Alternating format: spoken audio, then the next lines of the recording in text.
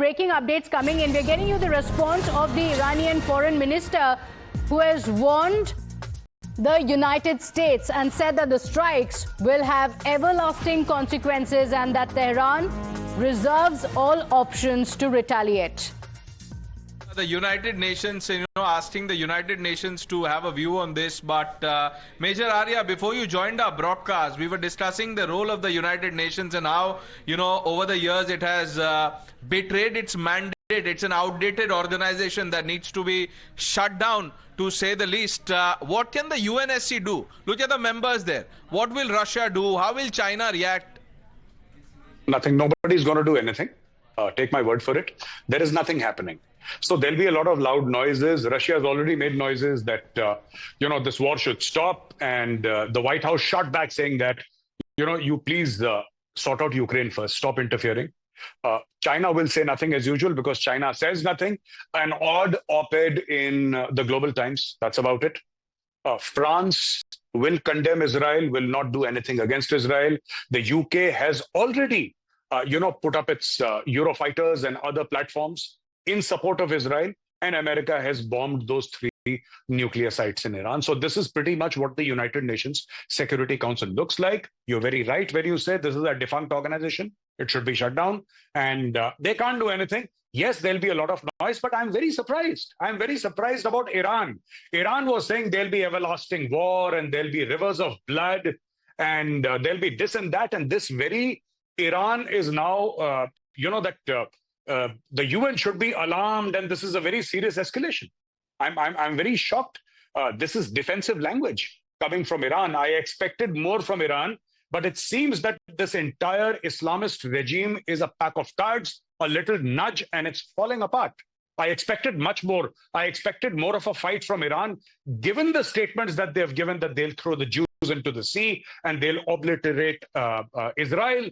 And they'll finish off America and death to the Satan, the little Satan, the great Satan, and all of that. They have been saying since 1979. What happened? Now they're saying that the United Nations must take note. What are the United Nations supposed to do? Fight your wars for you? No, you fight. I think Iran should fight. Iran should put up a better show. Iran is showing desperation now because the main power, 2 main powers of Iran, they have been hammered. Proxies and their nuclear platforms. Both of them have been hammered into submission, and now they are going to the United Nations. They never thought about the United Nations when these guys were launching Hamas and Hezbollah at Israel. They never thought of the United Nations then. Suddenly they are missing the United Nations. Major Arya, one quick question before I bring in Priyank Tripathi, joining us live from Tel Aviv, where sirens are blaring. I can hear it in the background. Priyank, just a moment. Quick question to you, Major Arya. For people who are watching this broadcast and want to understand the contours of this conflict, for India, Pakistan is a known rogue state. Pakistan's track record is checkered. The world knows it, even though the Trump administration of late has been in denial. Americans call Iran rogue, Israelis called Iran rogue. What is the difference? How do you see Iran, Pakistan on the rogue index, if I may ask? Yeah, they're equally rogue. But the thing about Pakistan is that many people say that Pakistan can be bought. I disagree. Pakistan can be rented. So what the United States has done is it has rented Pakistan. It's very difficult to buy or rent Iran. Iran is an ideological state. Pakistan is not an ideological state, despite its claims many times that it was built on the pillars of Islam, etc. Nothing like that. Pakistanis have been bought and sold and rented many times. Till very recently, they were being rented by the Chinese. Now they're being rented by the Americans. But if you look at Iran, Iran has to be hammered into submission. Pakistan can be given money. Just imagine, Field Marshal so-called Asim Munir goes to the White House for lunch, right? And within less than 72 hours later, we hear that America is revving up the jet engines.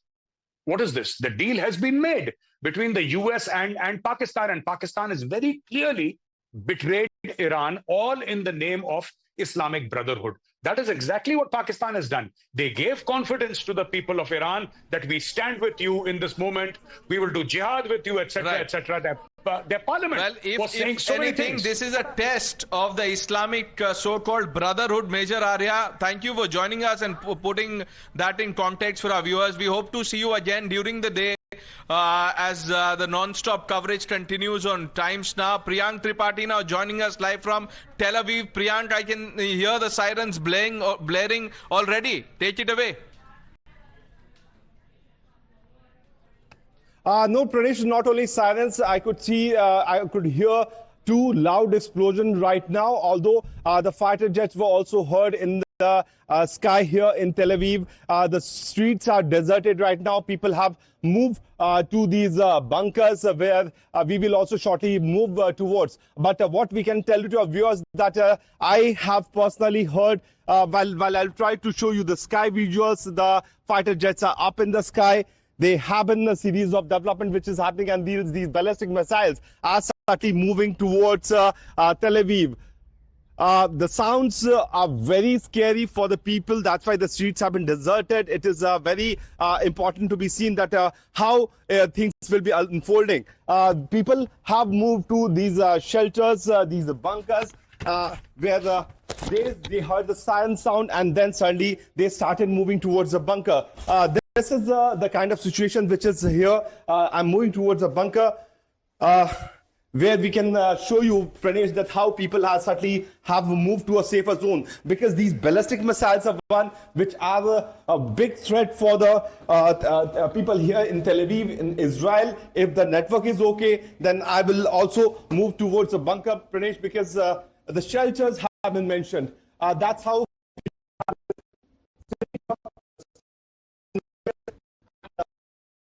happen when you're inside a bunker, Pratibha. As you know, our viewers can see that Priyank Tripathi was trying to put things in perspective. He's inside a bunker in Tel Aviv. Situation not the best, obviously.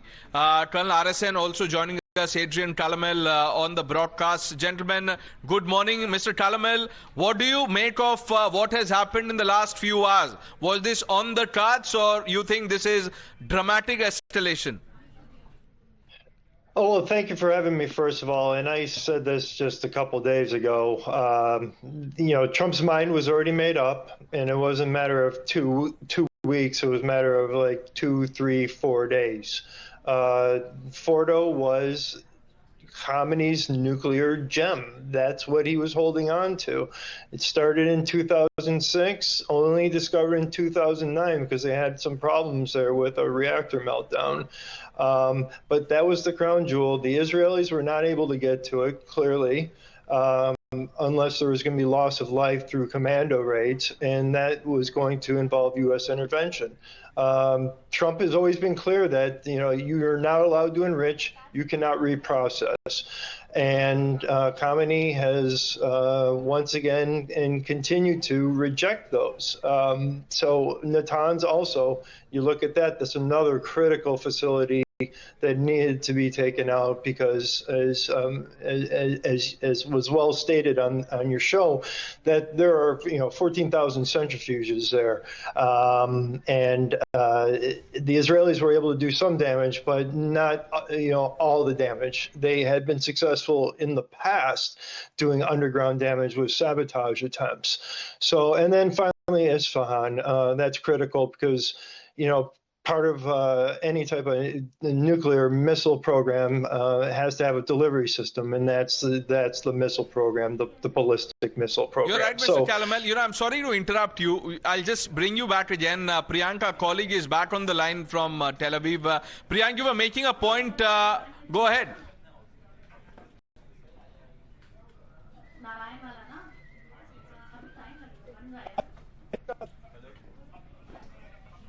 Have hidden themselves while I was trying to go up and once again show that what is exactly happening above the ground level.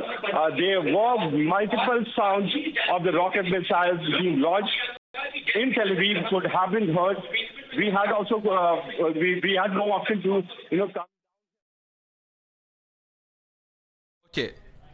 Okay. We have a glitch again because Priyank Tripathi is inside the bunker. We'll try and get him back once again, or maybe have him file a report and then play that out. Colonel RSN, your view, sir. You joined us early morning. You're back live on Times Now. What's unfolding? was coming, and the moment, I learned that, from Missouri, the B-2 bombers have made their way to Guam. It was on the cards. And I also configured that, Asim Munir also has been part of this entire strategy. I mean, he has been compelled to submit to the imperatives of the United States of America. I don't know, the details will emerge later on, but it seems it's quite plausible that the, Pakistani airspace and some kind of, facilities has been used in this entire operations. But it was very much America's war. Who said that it is Israel's, only Israel's war? Once Trump walked out of the entire, nuclear negotiations, the joint comprehensive action plan, P5+1, as initiated by Obama, it was very clear. When you walk out of this kind of an arrangement, you have to, hammer out a new arrangement, which he was not able to do, at least not diplomatically. So this was very much on the cards. But Pranesh, see how logically they have gone. The Iranians thought that, they have hit upon, an invincible formula of, dealing with Israel, and that is, proxies plus missiles, plus nuclear weapons, plus drones. And look what has happened. The entire edifice lies, destroyed. And how logically they have gone. First Hamas, then Hezbollah, then regime change in Syria. And don't discount the fact that Pakistan, the blow that Pakistan received at the hands of India was also a part of this larger game. Was very much, and I have been telling you on television, that there is a linkage between the two. Maybe the Pakistanis were also considered as a threat to this entire, this crisis in the Middle East, and we're coming on the way of achievement of strategic objectives of the US and Israel. And they had to pay a price physically, and then he was humiliated behind the closed doors. You don't invite a chief of army staff of another country like this. Firstly, Pakistan dispensation should have taken umbrage over the whole thing. I've never heard this kind of a thing. I mean, this is strange. So, it is something like, Modi inviting directly the Chief of Army Staff Wakar-uz-Zaman from Bangladesh. But this has happened. And somebody on your program just said that Iran is an ideological state. No, please. It was an ideological regime. Iran as such is not an ideological state. Before 79, Iran was very different. For very many decades. So, and I have no love lost for this regime, because this regime was not concerned about the well-being of the country as such. It was only considered about its own well-being. Right. Okay. And that is why I always say they had parallel armed forces.